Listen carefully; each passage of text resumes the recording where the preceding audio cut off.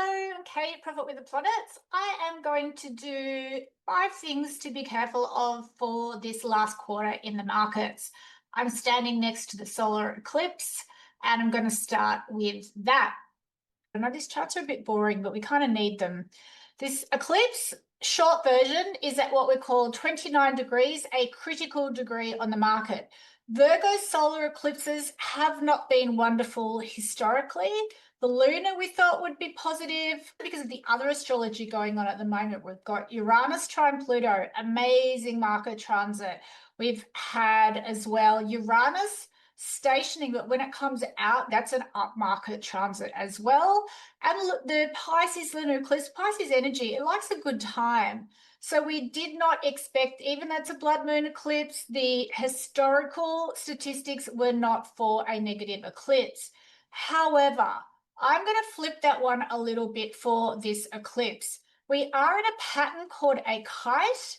I suggest the work of an astrologer called Lynn Coiner. She's the best health astrologer in the world. And I was looking at some health astrology and I found an article on this eclipse. The eclipse is at the base of a kite pattern and it is a disaster cycle historically in astrology. I'm not saying there's going to be a huge disaster, but as financial astrologers, we become aware that this is an aspect that we need to be cautious about. I can't do that in this video. It would take up the whole thing, but this is a cautionary setup here. This eclipse at the base of the kite blocks the energy from the kite. So whilst this looks fantastic, all in great aspect, the eclipse stops from making it happen, and the eclipse is opposite Saturn. Any eclipse opposite Saturn is unlikely to be good. We had a Jupiter trine with that last eclipse, another reason why we thought it would be good. And it's even opposite this Saturn-Neptune deflationary aspect. So it's just not a good setup. So just in itself, September 21, I would just be a little bit cautious of this. Another thing we've got to be careful of, somewhere around October, and we always have a month window for a solar eclipse anyway, we have a very strong correction aspect. It has happened at least 7 times from my research. It was even around the crash of 1929. I am not saying we are going to crash. We had it just a couple of weeks ago when the markets did that little dip. It wasn't a big one, but it certainly, we had that correction down into it. It was quite strong at the time. This is this Saturn-Pluto midpoint. Saturn and Pluto, we call it a bankruptcy aspect. I'm not saying that that's happening. It's just the words we give it. And we have Uranus and Mars, pretty angry setup between Saturn and Pluto. So we say Uranus between Saturn and Pluto is historical negative market transit. So that in itself, without anything else, gives me caution for the last quarter. Next thing that we've got, Mars is going into Scorpio. The ruler of Scorpio is Pluto, and this is creating what we call a square. So there's a lot of very tough Scorpio energy. There's 2 ways I'm reading this. I'm actually going to say watch your money, because Mars in Scorpio, Scorpio energy, Scorpio rules other people's money.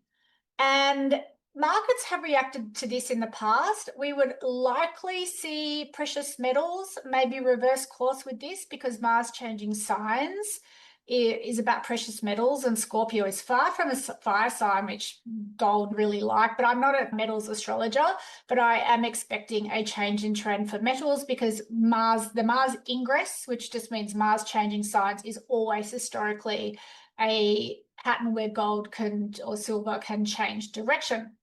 But my calculations, this is my work, Mars is going to go to 2 degrees of Scorpio within days of this square. Now, 2 degrees of Scorpio was the eclipse where FTX went down.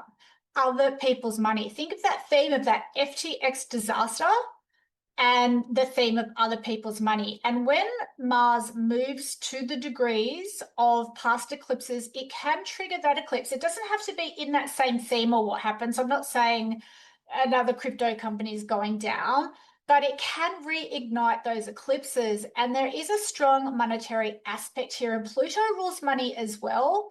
So this square is not pleasant. We may see some sort of geopolitical tension over resources because Pluto in Scorpio is also about resources. We may see anything to do with lithium. It could be an AI war. It could just be basic geopolitical tension because Mars square Pluto. We say it's a war aspect. It doesn't mean there's going to be a war, but we may see some of those themes heat up. But I just want to put out, watch your money, because I don't like this Scorpio energy. What's going on in the market?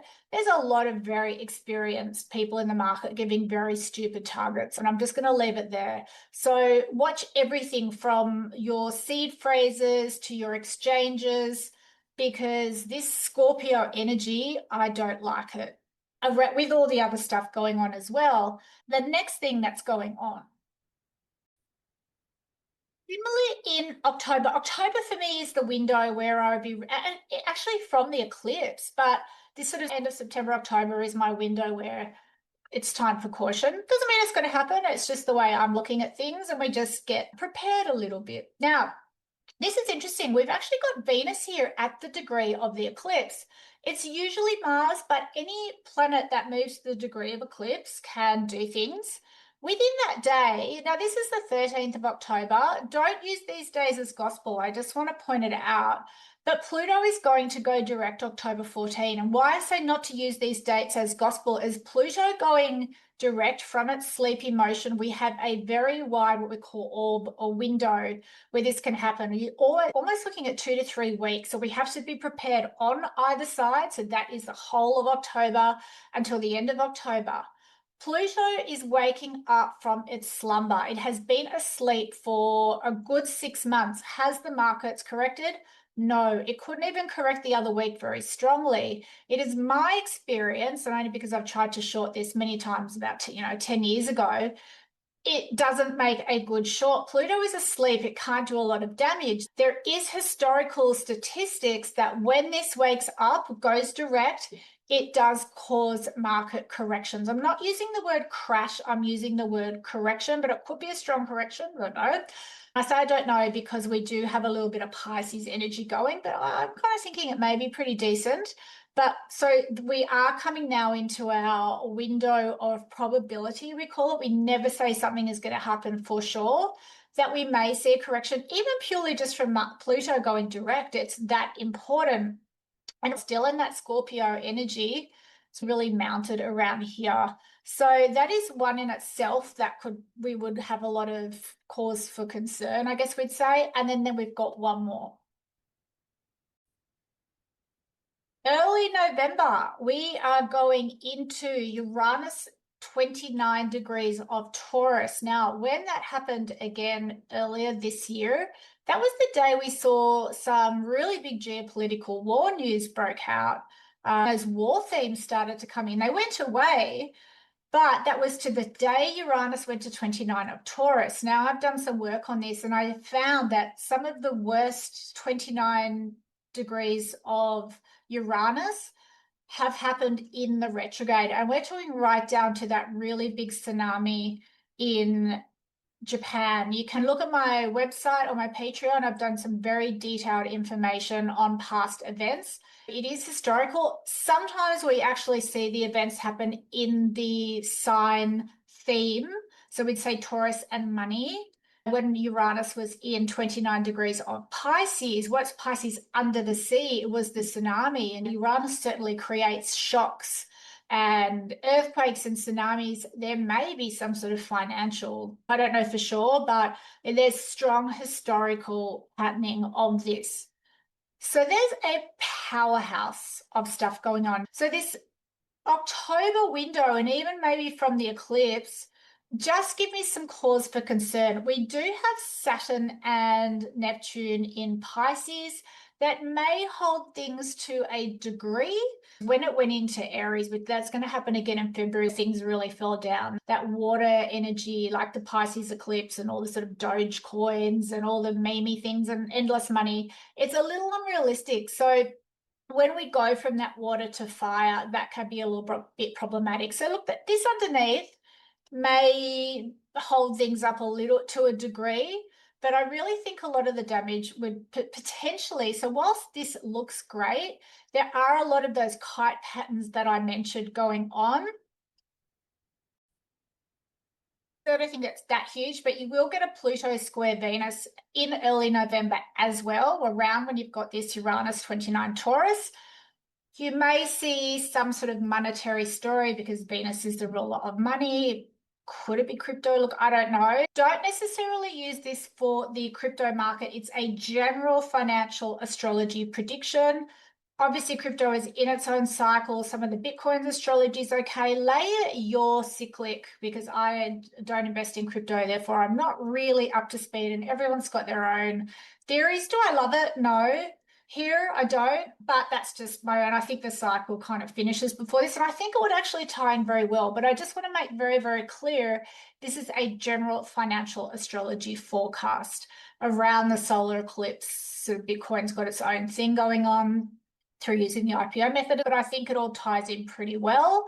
But, you know, things will come down, and I don't think it's quite ready to really be lights out on the markets yet, but we are ready for a correction. And I think that Pluto waking up is got a huge part to do with it. Uranus at 29, a negative eclipse. So it's a hotspot of some pretty negative financial astrology. We say it takes more than 3 things to make something happen. Not necessarily, but that's a big financial astrology rule. And we're at 5 or 6. So that is some of the thoughts. And as I said, with Mars in Scorpio, Scorpio energy, protect your money. And we always want to protect our money in the markets, but it's just giving a bit of a warning sign in some way. And we're only going to know what that means when that time comes along.